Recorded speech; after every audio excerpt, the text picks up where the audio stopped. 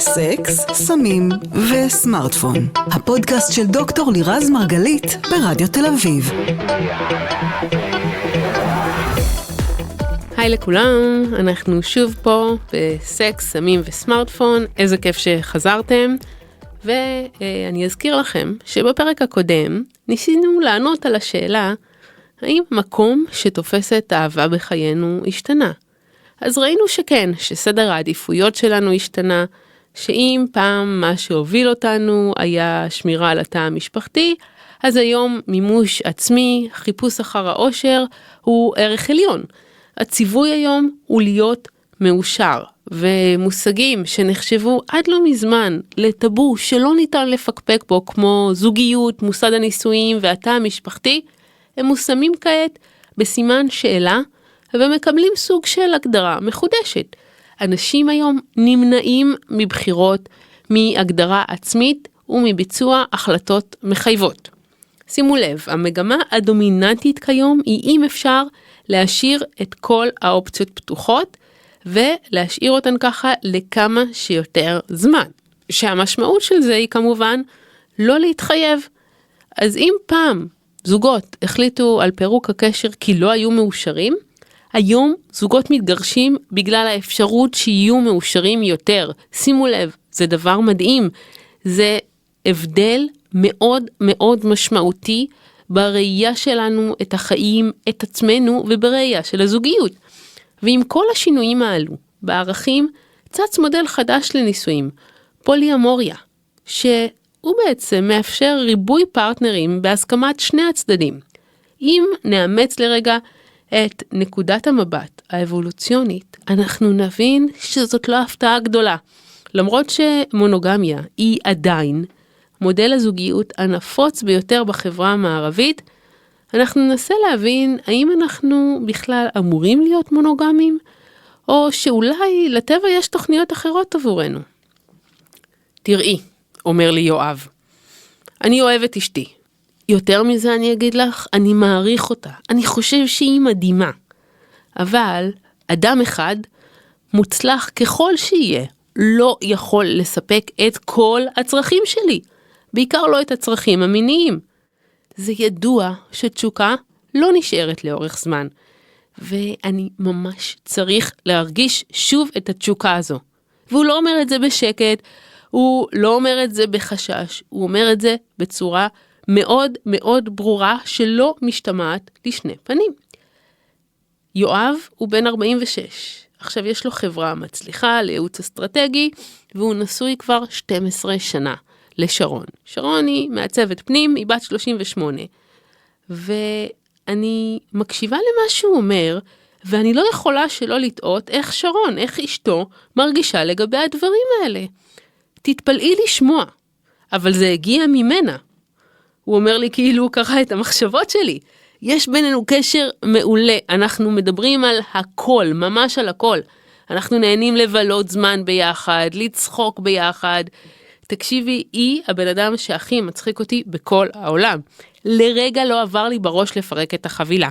להפך, עצם זה שאנחנו דואגים להשלים את מה שחסר בקשר, זה רק משמר ומחזק אותו יותר. עכשיו, כמובן שאתם יודעים שיואב ושרון הם לא לבד. הנה בוא ניקח לדוגמה את שירלי, היא בת 42, היא גם מהמרכז, היא שותפה במשרד עורכי דין ידוע. היא אומרת לי שאם הייתי שואלת אותה על יחסים פתוחים לפני 10 שנים, זה היה מבחינתה קו אדום שלא חוצים אותו בשום פנים ואופן. היא גדלה על סיפור סינדרלה. התפיסה שלה הייתה באושר ואושר עד עצם היום הזה. זה מה שהיא ספגה בבית. אולם הדברים בהחלט השתנו. והיום? היום היא מרגישה לגמרי אחרת. היא אומרת לי, היום אני מבינה שזה היה מאוד ילדותי. לסרטט קווים אדומים ולצאת בהצהרות שמגבילות אותך לכל החיים. חופש בחירה אמרנו, זוכרים? אנחנו מנסים להשאיר את האפשרויות פתוחות. היא אומרת, הצרכים שלי בחיים כל הזמן משתנים. אין סיבות לחיות בצורה שלא מספקת, רק כי זה מה שמקובל, רק כי זאת הציפייה החברתית.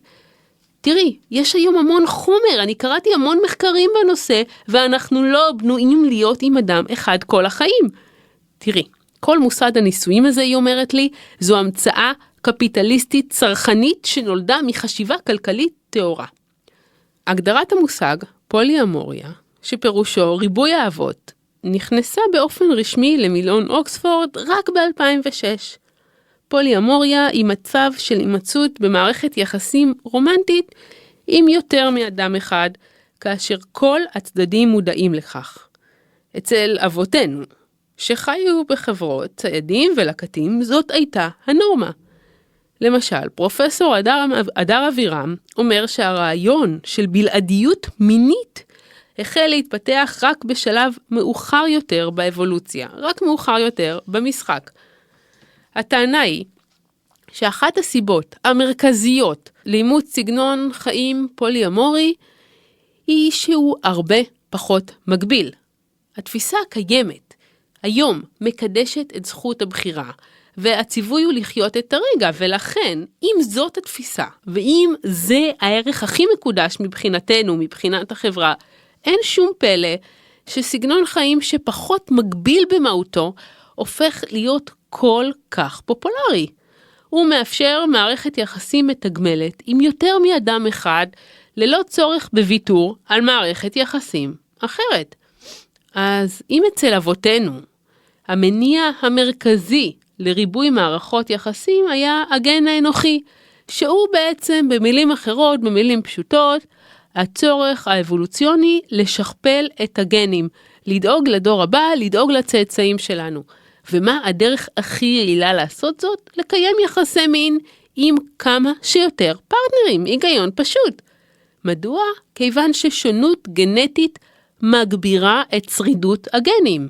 כמה שיש לי יותר פרטנרים מיניים, יש יותר סיכוי להישרדות הצאצאים שלנו, ואנחנו נרחיב על זה קצת בהמשך. אבל היום אנחנו לא פועלים ולא מונעים מאותן סיבות. היום הסיבה לאימוץ סגנון חיים כזה היא שונה בתכלית.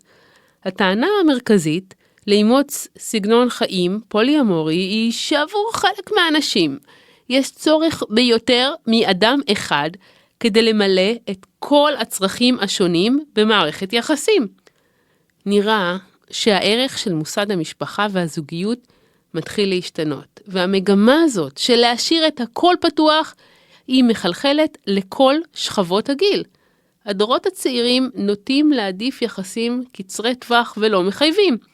אם ניקח לדוגמה את דניאל, היא בת 27, היא בזוגיות כבר 2 היא מצהירה בצורה מאוד ברורה שהיא לא מעוניינת להתחתן. מה הטעם לכבול את עצמך לאדם אחד לכל החיים? תראי, אני מסתכלת על ההורים שלי ועל כל הזוגות הנשואים שסביבי, ולא מצליחה להבין את ההחלטה הזו. איך בן אדם יכול לקבל החלטה לא רק לגבי זוגיות, אלא בכל תחום שהוא שתכבול אותו לכל החיים. אנחנו משתנים ומתפתחים כל הזמן, הצרכים שלנו משתנים, אין לי מושג מה יעשה לי טוב בעוד שנה מהיום, אז להתחייב לעוד 10-20 שנה, זה פשוט הזוי. וכשאני שואלת אותה מה לגבי ילדים, היא אומרת, כרגע אני לא חושבת על זה.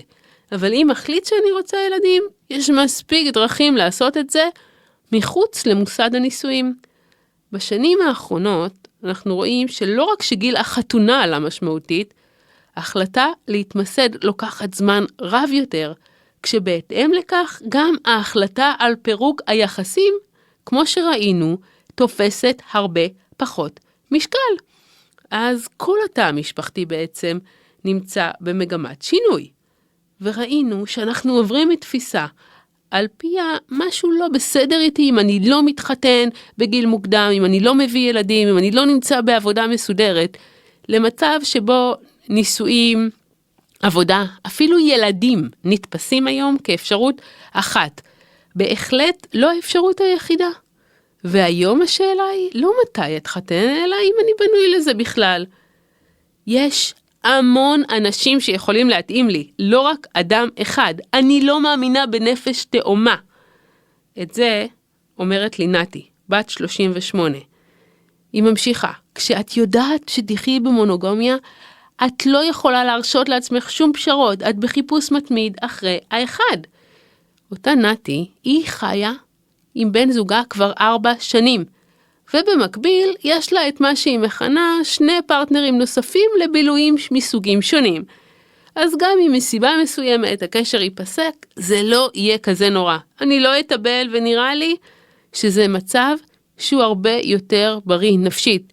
אנשים לא עושים את זה לא כי הם לא רוצים, אנשים פשוט מפחדים, הם חיים במעין מגבלות, הם חיים בתוך איזשהו ריבוע שמקבע אותם, ואני סוף סוף מרגישה שיצאתי מהריבוע. אז אנחנו רואים שעולם הזוגיות היום שואב מוטיבים מעולם השופינג, שכמו שראינו, המוטיב המרכזי הוא בחירה מרובה. יש האומרים שפוליאמוריה היא קידוש הבחירה, כי מכל אחד, מכל בן זוג, מכל פרטנר, אני לוקח את מה שאני צריך. כסף, סקס, משפחתיות, ביטחון, וניתן לעבור בקלות וללא שום עול פסיכולוגי כבד ממערכת יחסים אחת לאחרת. אז אם נרד לשורש העניין, התחייבות לאדם אחד משמעותה ויתור על המון אפשרויות נוספות, גם אם האפשרויות האלה קיימות רק בתיאוריה, ואז הגישה הזאת, דרך החיים הזאת של פוליאמוריה, פותרת לנו את כל העלות האלטרנטיבית הזאת לחלוטין. הבעיה היא שיכולת הבחירה משפיעה על כל שלבי הזוגיות, ומקשה גם ובעיקר על תחילת הקשר. נראה שהרבה מהקשרים האלה שמתחילים היום, הם אפילו לא עוברים את שלב ההתכתבות. בעולם שבו הכל כל כך זמין, נגיש ובשפע, הערך של המוצרים באופן טבעי יורד. אנשים לא מוכנים להשקיע או להתפשר יותר. ואם בעבר המטרה של בניית מערכות יחסים הייתה להתמסד או להקים משפחה או להשקיע בעתיד, גם אם זה מצריך עשיית ויתורים כואבים ופשרות, היום המטרה העיקרית של קשר רומנטי היא סיפוק הצרכים המיידיים שלנו, וכמובן בדרך עדיף להשאיר את כל האופציות פתוחות. כמו שאפשר, תחשבו על זה, היום אפשר להזמין בגד מחול בכמה מידות, ולא להצטער נורא אם הוא לא יושב טוב. עכשיו אותה תפיסה חלחלה ליחסים הזוגיים שלנו. אם לא הולך טוב עם אדם אחד, העלות של השקעה ביחסים קיימים גבוהה מהעלות של למצוא מישהו אחר. בעיקר כאשר אין שום ברית המחייבת אותנו להישאר בקשר. אנחנו מכורים לריגוש שבחוסר הוודאות, לתחושה הזאת שהכל אפשרי. אבל אני רוצה רגע לקחת אתכם למסע אחורה בזמן, לתקופה שהייתה הרבה יותר פשוטה. ולפני שנעשה זאת, נעבור לוידוי אישי. אני כבר בקושי רואה טלוויזיה, מלבד חדשות מדי פעם, אם קורה משהו, אפילו נטפליקס אין לי. אבל יש סדרות שאני רואה בלי סוף שידורים חוזרים שלהם, ובלי להגזים, ראיתי לפחות 7-8 פרקים מכל אפיזודה של סיינפלד, חברים, אבל איך אפשר בלי סקס והעיר הגדולה, וזו גם אחת הסיבות לזה שאני זוכרת כמעט בעל פה את כל הצנות, ובאחת הצנות, הדביקות בסקס והעיר הגדולה, כמו שרק האמריקאים יודעים לביים, שרלוט היפה והמעט נוירוטית, שהמטרה הגדולה בחייה היא למצוא את האחד, להתחתן ולגור באחד הפרברים העמידים בארצות הברית, ואם אפשר להביא גם 2-3 ילדים עם כלב וחתול. אז אותה שרלוט בורחת מדייט גרוע, היא מחליקה על הכביש, כשהאביר בחליפה המחויטת, המוכר לנו כטרי, יוצא מהרכב, מסייע לה לקום, ובמשך כמה רגעים קסומים הם מביטים אחד לשני בעיניים לצלילי המנגינה הקסומה שמתנגנת ברקע. מאותו רגע קסום, שרלוט יודעת שהיא תתחתן איתו ושהשניים יחיו ביחד לנצח. אלא שאותו נצח מדומיין לא החזיק מעמד יותר מכמה חודשים, שרלוט וטרי מתגרשים, ושרלוט שהייתה משוכנעת שהיא לא תאהב אדם נוסף כל חייה, היא פוגשת את הרי, אחד השותפים במשרד עורכי הדין שמטפל בתיק הגירושים שלה. עכשיו, הרי הוא רחוק שנות אור מלהיות אביר חלומותיה. הוא שמנמן, הוא יהודי, הוא לא חתיך בשום קנה מידה, מגושם ושעיר, אבל מאוהב בה עד מעל לראש ומצליח לכבוש את ליבה. לפני נישואיה להארי, היא אומרת לבנות בבית הקפה, הידועות לנו כקרי, סמנטה ומירנדה, אני כל כך מפחדת, לא חשבתי שאוכל להיות כל כך מאושרת. אז תנסו רגע להיזכר כמה פעמים התאהבתם במישהו או מישהי, והייתם מוכנים להישבע, שלא תוכלו להרגיש כך כלפי אף אחד אחר לעולם. עכשיו זה לא שאתם לא רציונליים, אלא אלה ההורמונים שנועדו לתעתע בנו. להורמונים לא באמת אכפת מחיי הרגש שלנו או מרומנטיקה, הם גם לא באמת מאמינים ברעיון האחד, הם מוכוונים למלא משימה חשובה בהרבה. משימה בשירות האבולוציה. לדאוג שנתרבה. הכוח המרכזי המאפשר את העברת הגנים הוא התאהבות. אך הטבע לא מעוניין שנשאר לנצח עם אותו אדם. האבולוציה פחות התחברה למודל המונוגמי הנהוג אצלנו כבר כמה אלפי שנים. האבולוציה הייתה מעדיפה שנחזור לתקופת הפוליגמיה שהייתה פופולרית במחוזותינו בעבר. על פיה, זכר האלפא מזדווג עם מספר נשים. עכשיו, בואו נאמת לרגע את נקודת המבט האבולוציונית וננסה להבין מה האבולוציה חושבת על מונוגמיה. אז הרעיון של הנשמות התאומות, או רעיון האחד של שרלוט, הוא פשוט אסון אבולוציוני, דיזסטר במונחי אבולוציה. כדי להבטיח את שרידות הגנים, אנחנו מתוכנתים להתאהב מספר פעמים במהלך חיינו. מגוון גנטי, או במילים אחרות, מגוון של פרטנרים, או במילים אפילו עוד יותר פשוטות אם אתם רוצים, לקיים יחסי מין עם כמה שיותר אנשים, עם כמה שיותר פרטנרים, פירושו ילדים בריאים יותר, בעלי יכולת הישרדות גבוהה יותר. אז בפרק הקודם דיברנו על כך שבכדי להבטיח את ההתרבות של המין האנושי, התפתחו 3 מערכות שונות לאהבה. כדי לדאוג לשרידות הצאצאים, עד השנה הראשונה לחיי התינוק, מופרש הורמון בשם אוקסיטוסין, והוא מופרש במגע עם אדם אהוב, בזמן חיבוק, נשיקה, או קיום יחסי מין. פסיכולוגים קוראים להורמון הזה אגב, הורמון האהבה. עכשיו, על פי פרופסור לארי יאנג, רמות גבוהות של ההורמון הזה משתחררות בתחילת קשר זוגי ומעודדות היווצרות חיבור עצבי בין הבעות פנים וקולו של בן הזוג לבין מערכת התגמול שבמוח שלנו.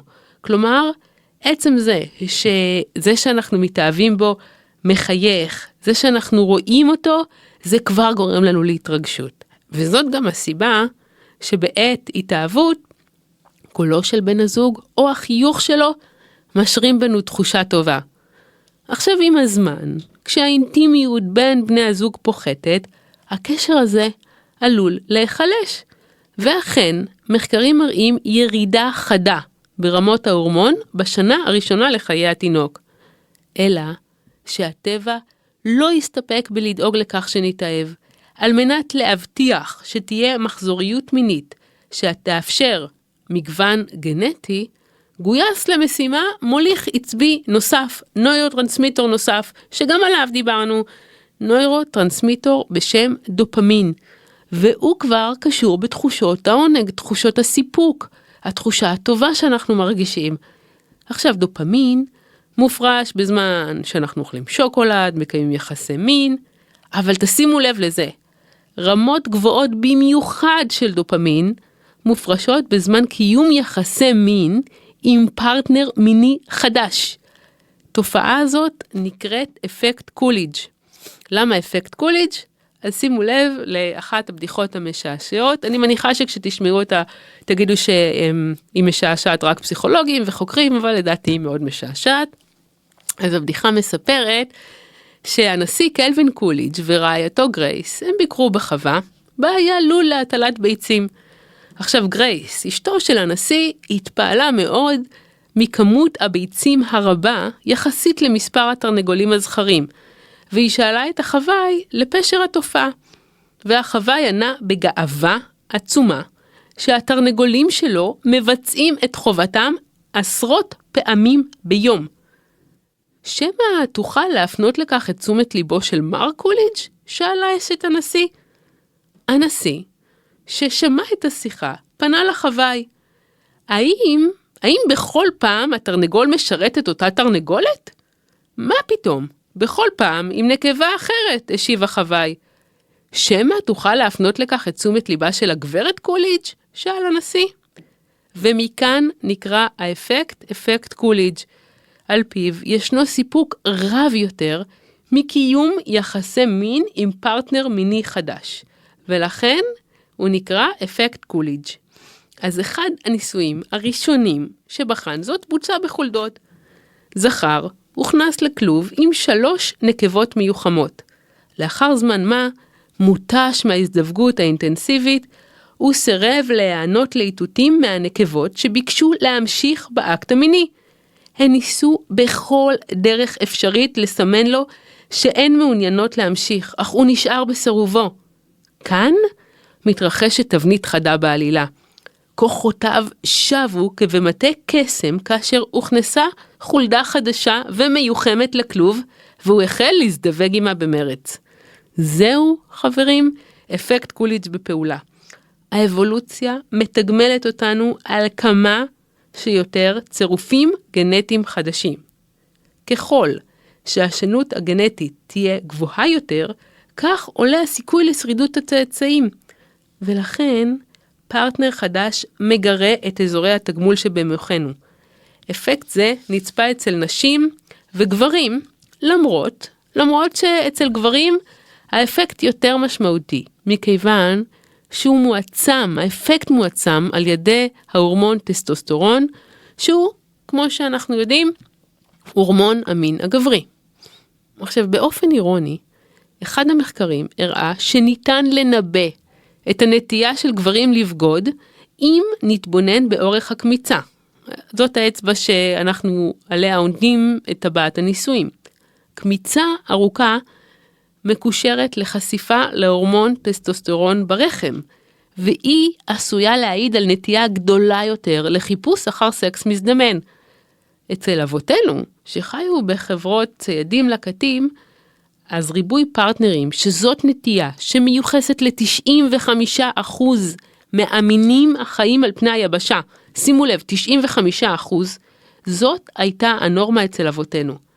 הזכר שאף להפרות כמה שיותר נקבות, כדי להעלות את הסיכוי למעבר הגנים שלו לדורות הבאים, מה שהביא לכך שזכרי האלפא הם התרבו וזכו להעצים את התכונות שלהם, והזכרים שהיו נמוכים בהיררכיה הזדווגו הרבה פחות, ולכן התכונות שלהם הלכו ונעלמו מהעולם.